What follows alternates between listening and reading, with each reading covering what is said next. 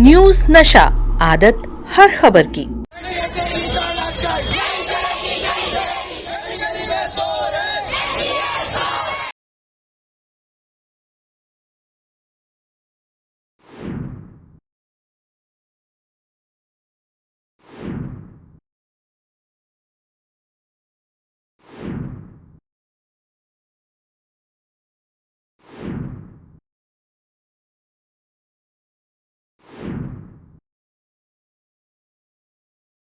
Bharatiya Janata party की सरकार लोकतंत्र की चुनी हुई सरकार है या लीक तंत्र की चुनी हुई सरकार है? नेट का पेपर आज मैंने सुबह प्रेस के माध्यम से बोला था कि एनटीए को तुरंत बैन कर देना चाहिए। और जो एनटीए बना है इसको तो बंद कर दीजिए भाई। अगर सबकी जांच सीबीआई और ईडी ही करने वाली है तो एनटीए को बंद करके सीबीआई और ईडी को ही दे दीजिए काम, क्योंकि ये एनटीए जो है ये पूरी तरह से एक खोखला हो गया है।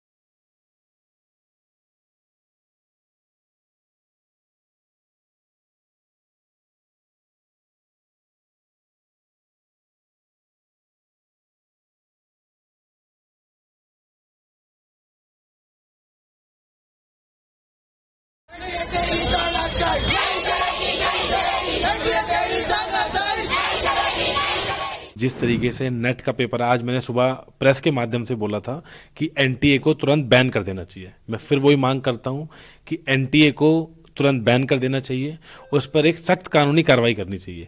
साथ के साथ मेरी अब प्रधानमंत्री जी से गुहार है कि आपके सामने अब दो चीज़ें हैं, या तो आप 35 लाख छात्रों को, युवाओं को न्याय दें, या अपने करप्ट शिक्षा मंत्रालय को और जो एनटीए है उसको बचाएं। और कहीं ना कहीं आप देखेंगे धर्मेंद्र प्रधान जी बार बार एनटीए को बचाने का काम कर रहे हैं। ऐसा क्या उनकी मजबूरी है कि वो एनटीए को बचाने का काम कर रहे हैं?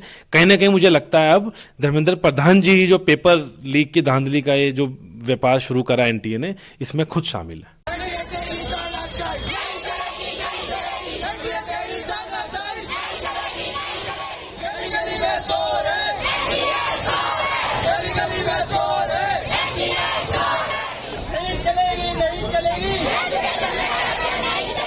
हमने 24 तारीख को तो संसद घेराव करा था, उसमें अब हम नेट के जो हमारे विद्यार्थी थे उनको भी हम अपील करेंगे कि वो आएँ, और साथ के साथ कल भी हम प्रदर्शन करेंगे।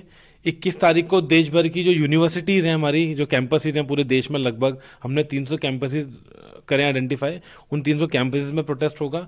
और 24 तारीख को जो पहला दिन है संसद का, जब वहाँ शपथ ग्रहण भी चलेगा नए सांसदों का, उस दिन हम छात्र संसद घेराव करेंगे, जिसमें हम नीट के छात्रों की न्याय के लिए गुहार लगाएंगे और नेट की जो धांधली हुई है। भारतीय जनता पार्टी की सरकार लोकतंत्र की चुनी हुई सरकार है या लीक तंत्र की चुनी हुई सरकार है? इस सरकार को बताना होगा कि आखिर वो क्या कारण है कि सारे के सारे पेपर लीक हो रहे हैं। कभी नीट का पेपर, कभी पुलिस भर्ती का पेपर, कभी आरओ का पेपर, कभी 16 पेपर गुजरात में, कभी राजस्थान में, कभी उत्तर प्रदेश में 19 पेपर। सरकार को बताना होगा कि जिम्मेवार कौन है जो नकल माफियाओं के साथ मिला हुआ है। शासन और सत्ता में उसकी क्या पकड़ है जो अभी तक वो पुलिस की गिरफ्त से बाहर है। और हर बार ये पेपर लीक क्यों होते हैं? अब सरकार कह रही है कि यूजीसी नेट का पेपर हम सीबीआई की जांच कराएंगे, कैंसिल कर दिया है। लेकिन बच्चों के भविष्य का क्या होगा? नीट में भी बच्चों के भविष्य का क्या होगा? यूजीसी में भी 6-6 महीना आप लेट करेंगे, बच्चों का भविष्य 6 महीने पीछे धकेल रहे हैं। देश के भविष्य को, देश के कर्णधारों को आप हतोत्साहित कर रहे हैं। भारतीय जनता पार्टी के सरकार के जिम्मेवार ओहदेदार को, मंत्रियों को इस्तीफा दे देना चाहिए। मतलब जो एनटीए है जिसके ऊपर जिम्मेदारी है इस एग्जामों को कंडक्ट करने की, वो इतना बड़ा लापरवाह हो गया है। उसमें बैठे अधिकारी इतने बड़े उदासीन हो गए हैं। उनके ऊपर जो शिक्षा मंत्रालय है भारत सरकार का, वो कितना उदासीन हो गया है। कोई जवाबदेही लेने को तैयार नहीं है। मतलब पहले नीट का एग्जाम, अब यूजीसी नेट का एग्जाम। मतलब अब एग्जाम भारत में नहीं होंगे। अब भारत में जो विद्यार्थी हैं या जो उम्मीदवार हैं, जो जीवन में परीक्षा देकर आगे आना चाहते हैं, अब उनका भविष्य अंधकार में रहेगा। इसकी कोई जवाबदारी लेने को तैयार है? प्रधानमंत्री जी, गृह मंत्री जी, शिक्षा मंत्री जी, आप सब कहां हैं? और जो एनटीए बना है इसको तो बंद कर दीजिए भाई। अगर सबकी जांच सीबीआई और ईडी ही करने वाली है तो एनटीए को बंद करके सीबीआई और ईडी को ही दे दीजिए काम। क्योंकि ये एनटीए जो है ये पूरी तरह से एक खोखला हो गया है। ये जो संसाधन या जो संस्था है ये पूरी तरह से फेल हो गया है और कोई इसका सुध लेने वाला नहीं। मतलब बार बार एग्जाम में पेपर लीक होना, बार बार एग्जाम करवा के फिर उसको रद्द करना, ये कौन से भारत की सोच आप कर रहे हैं? क्या 2047 में ऐसे ही विकसित भारत बनेगा?